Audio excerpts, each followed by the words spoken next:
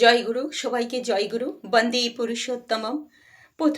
প্রথমে প্রণাম জানাই আমার জীবন দেবতা শ্রী শ্রী দয়াল ঠাকুরের রাঙারা শ্রীচরণী। তারপর প্রণাম জানাই পরমারাধ্যা জগজ্জননী শ্রী শ্রী বড়মার রাঙারা শ্রীচরণী।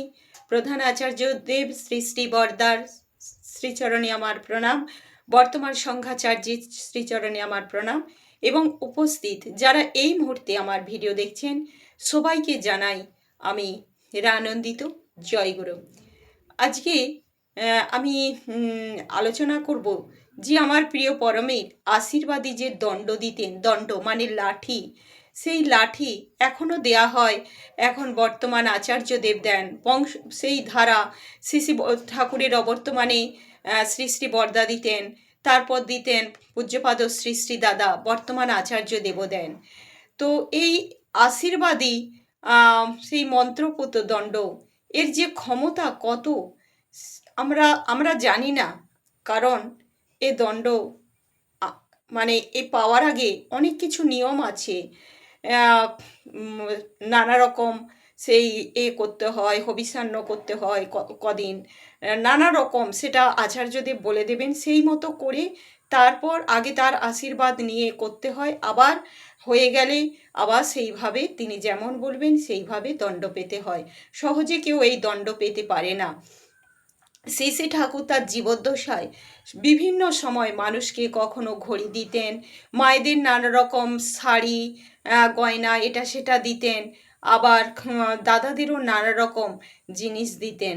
তো এই তার মধ্যে এই দণ্ড, আশীর্বাদ পুত মন্ত্রপুত দণ্ড যে কতখানি উপকার, সেটা যাদের দিয়েছে, উপকার পেয়েছে তারাই জানে।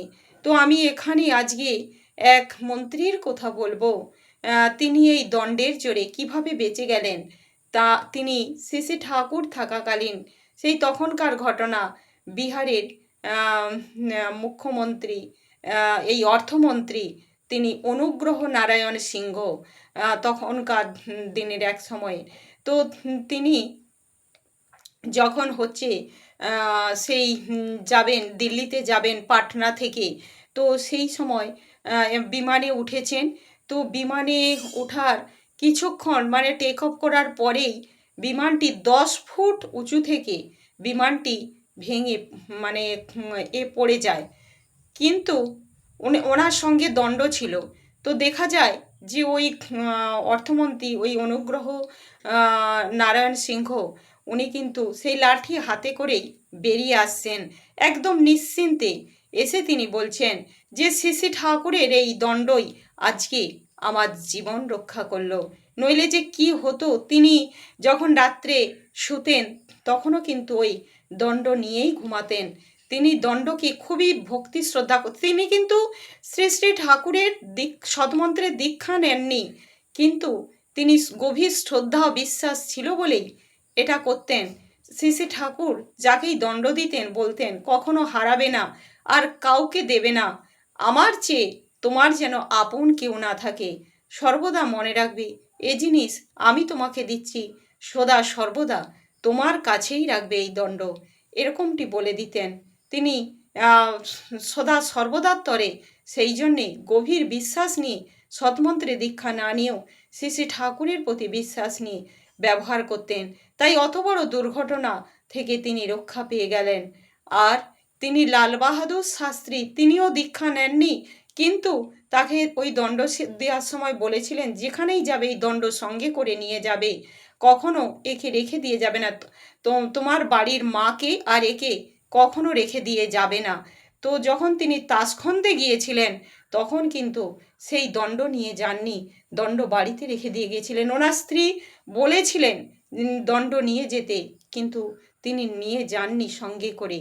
আর আমরা জানি সেই লাল বাহাদুর শাস্ত্রীর আকস্মিক মৃত্যু ঘটে সেই তাসখন্দে। তাহলে এই দেখেন দুটো বিপরীত ধর্মী, একজন সঙ্গে করে বহন করছে আশীর্বাদী দণ্ড, আর একজন সেটা বাড়িতে রেখে দিয়ে যাচ্ছে। তাই দুজনের দুরকম প্রতিক্রিয়া ঘটল। একজন জীবন রক্ষা পেল এত বড় বিপদ হয়েও, আর একজন কিন্তু সেই অকালে তখন কিন্তু যখন তাসখন্দে যাচ্ছে তার লাল বাহাদুর শাস্ত্রী শ্রী শ্রী ঠাকুরকে কিন্তু সে খবর পাঠিয়েছিলেন যে আমাকেও নিয়ে যাচ্ছেন না, আর সঙ্গে করে আপনি যে দণ্ড নিয়ে যেতে বলেছিলেন তাও নিয়ে যাচ্ছে না। তখন শ্রী শ্রী ঠাকুর অনেক করে যে আপনি বলেন যে যেন নিয়ে যায়, কিন্তু নিয়ে গেল না। তো যাই হোক, শুধু শ্রী শ্রী ঠাকুর একটা কথাই বলেছিলেন যে ওনাকে আর বাঁচাতে পারা গেল না। তাই হলো, এই হলো আমাদের প্রিয় পরমের আশীর্বাদী দণ্ডের মহিমা। তো যাই হোক, এই আমার আলোচনা। জয়গুরু, সবাইকে জয়গুরু, বন্দে পুরুষোত্তমম। এরকমই সুন্দর সুন্দর প্রিয় পরমের ঘটনা যদি জানতে চান, তাহলে অবশ্যই আমার চ্যানেলটি সাবস্ক্রাইব করে রাখবেন। জয়গুরু।